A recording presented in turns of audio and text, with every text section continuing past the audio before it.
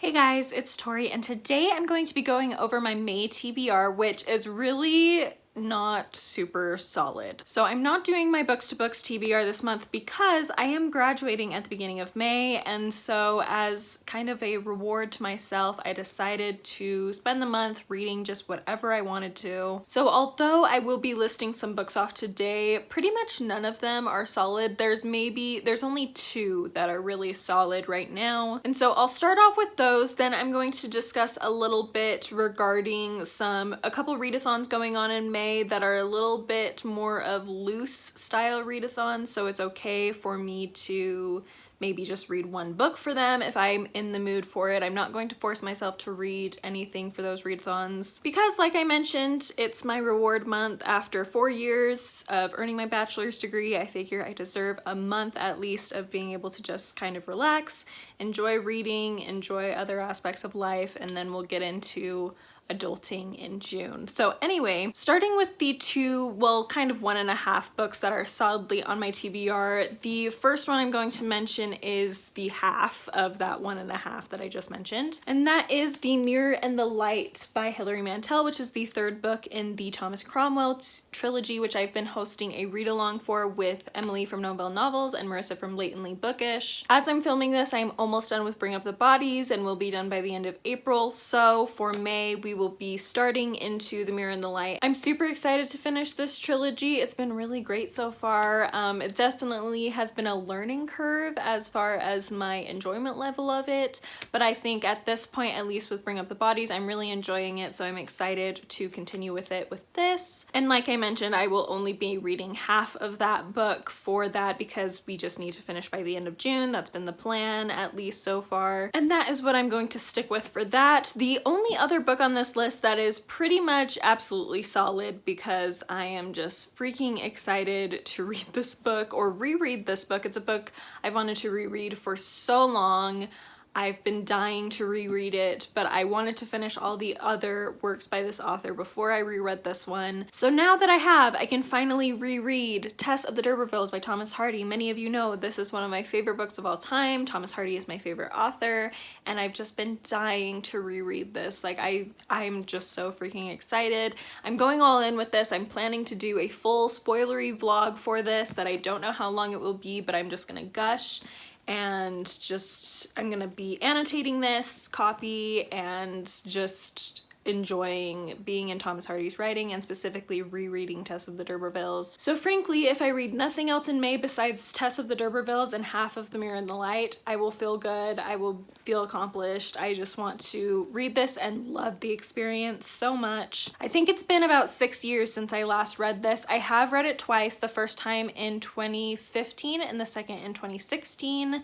So it's been since then that I've read this, and it was towards the beginning of 2016 too. So it has been pretty much exactly 6 years since I last read this, so it's about dang time that I get back into this wonderful book. There is one other book that I'm not sure what it will be yet because it's for the TBR Tackle challenge that is being done by Katie Books, Kieran at Katie Books, and I do not have the prompt for May yet, so we'll see what that ends up being. If this is 1 month where I'm not going to push myself too hard to get to that one. So far, I have been reading a book for that challenge every month and been successful with it, but this may be the 1 month that I don't quite get to it, and that's okay because, like I said, it's a month for mood reading. That's what's going to happen. So anyway, moving right along into the readathons going on. So like I said, I don't think I'm really going to participate in these readathons too in depth. They do both have prompts with them, but I'm not going to be following the prompts. However, I did first of all want to mention on here these readathons in case one of you or any of you are interested in participating in either of them and have not heard about them. You know, it's a great opportunity to give these wonderful ladies a little shout out. Additionally, like I said, I will maybe try to get to at least one book for each of these readathons if it works out and if my mood leans that way. So the first readathon I'm going to mention is the May of the Moderns readathon that's being hosted by Margaret Pennard. I will link her announcement video down below if you are curious about it. Like I said, she does have some great prompts, but like I also said, I'm mood reading. So I did choose 2 books that are shorter that still work within the time frame that the May of the Moderns is working in. This is a readathon, I should mention, that's focused on reading books published between the years 1901 and I think 1949 maybe, or 39. Anyway, somewhere around there. So I've picked 2 books that are shorter that were published around that time that I have. Well, one of them I've had for a while. The other one's a more recent acquirement as far as within the last year. But the first one that's a possibility for me is Summer by Edith Wharton. I have loved Edith Wharton's works. I have read The Age of Innocence and The House of Mirth and loved them both so much. I also read Ethan Frome and did not like that as much, and I know this story is very similar to the story in Ethan Frome, so I'm very curious to see how I feel about it. But it's not very long. I think it's just under 200 pages, and I really would love to get to it. So if the mood strikes me, this is a potential for May of the Moderns for me. The other one is actually a children's classic that I have, and that is Winnie the Pooh by A.A. Milne. I think this was published in 1926, maybe? Yes, 1926. So definitely in the modern time period, and it's obviously very short. It's a little children's classic, so it would probably not take me very long. So I feel like this is a really good one if I end up being like, you know what, I really want to read something for this readathon, but I don't want it to take too long. I'm sure this could be read in a sitting or 2. So yeah, very fun, and you know, grew up with watching Winnie the Pooh movies and things, so it will be really fun if I am able to get to this in the month of May. I should also briefly mention that one of the books on my pile for the TBR Tackle challenge by Katie Books is also a modern pick, so if this one gets picked for that challenge, I probably won't read either of the other 2, simply because this one's a little bit longer and more intimidating, so I don't want to, like I said, add too much to my relaxation month. So the book on the list, that pile, is the Voyage Out by Virginia Woolf. Wow, I am really struggling to speak. But anyway, I know nothing about what this is about. I have never read a Virginia Woolf. This would be my first one if I read it, but I've really wanted to try Virginia Woolf. I really don't know if I will get along with her based on what I've heard. I'm very curious to see how it goes. I know this is also her first book, so if this doesn't work out, I am willing to at least try one other by Virginia Woolf before I decide I'm not interested in her works. But this is the one I've been able to purchase and that I own, so I figure I may as well just start with it just because it's already there. But yes, if this one's picked from the TBR Tackle challenge, then I will prioritize this over either of the other 2 for this readathon. The second readathon is hosted by Katie from Books and Things, so I'm sure you've heard about it as she is such a big name on BookTube, especially kind of my corner, the classics corner of BookTube. But she is hosting a historical fiction based readathon, so basically the only real challenge is to read something historical fiction, which a lot of my TBR, especially my non-classics TBR, is very much based around historical fiction. I do have 3 books I'm going to mention that have caught my attention. However, honestly, I have, like I said, a lot of my TBR is historical fiction, so if there's another book that ends up calling my name, I will pick that up instead. I'm going to start with one book that is probably the highest on my list for this readathon and is one I've been dying to read, so I honestly will very most likely end up picking this up if I find the time and motivation, but that book is Half Sick of Shadows by Laura Sebastian. Now this is a little bit of a stretch as far as calling it historical fiction goes. It is a retelling of King Arthur from the perspective of the Lady of Shalott, so it does have a lot of fantasy elements in this. However, because of the nature of King Arthur, there's a little bit of a historical fiction bent to just the nature of the story, as a lot of people believe maybe Arthur was based on a real person, or that Arthur was just inspired by historical events in some way. And one of Katie's prompts is to read a speculative historical fiction, meaning it can be like historical fantasy, things like that. And I feel like King Arthur just by nature is like a speculative historical fiction, really, because it's of the time period it's said to be set in. So I'm just going to count it. I feel like it's close enough, and I'm really excited to read this. I've heard good things from Jennifer Brooks about it. I know it's not necessarily the most popular on BookTube, not that it's like hated or anything, it's just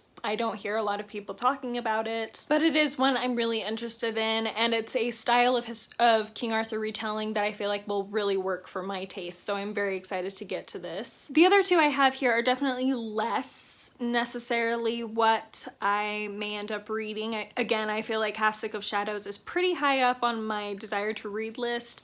These two are also ones that I picked because, at least as of right now, they're really catching my eye. However, like I said, I have a lot of options. So the first one is The Paper Daughters of Chinatown by Heather B. Moore. This is a story following the sex trafficking that was occurring in San Francisco in the late 19th century, wherein many girls, specifically from China, but I'm sure other places in Asia, were lured into the United States through San Francisco with the promises of opportunity, of marriages, of money, but they quickly realized that they are actually being sold into sex slavery. And then we follow a woman who is a part of a mission home in San Francisco whose work is focused on helping these girls out of these situations, through these situations. And I've just heard great things from people who have read it. My mom read it and really enjoyed it. I also have some coworkers who have also really enjoyed it, so I feel like it's one that I will really enjoy. The topic is very much up my alley.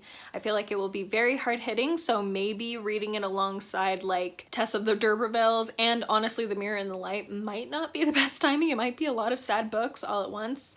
But we'll see. I don't know. I mean, Half Sick of Shadows also might be kind of sad, so who knows. Maybe I'll just need Winnie the Pooh to brighten things up. But anyway, this is a possibility because it just sounds really interesting. I've had it for a while, heard so many good things, and I just really need to get to it. The other one I have here is based on my love of Wars of the Roses. I have several historical fiction Wars of the Roses books on my TBR, so if I'm just in a Wars of the Roses mood, I have a lot of options for that. But the one I end up picking was Cecily by Annie Garthwaite. This is a story following Cecily Neville, who is the mother of Edward the Fourth, not Edward the Third, Edward the Fourth and Richard the Third, and she was a very interesting player within the Wars of the Roses, so definitely one I would love to pick up. This actually was purchased for me as a gift from Jennifer Brooks, so thank you again, Jennifer, for this. I've heard great things, like I said, so hopefully I'll be able to get to this sometime soon.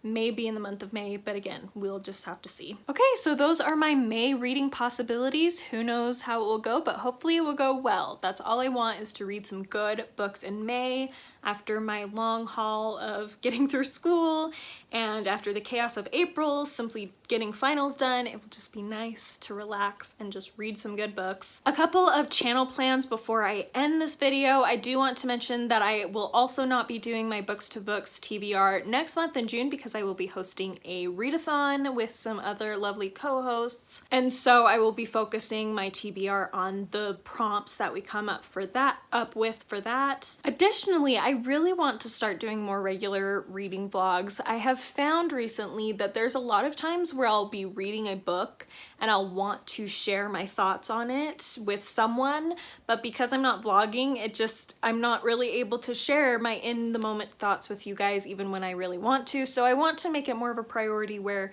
I'm just regularly vlogging.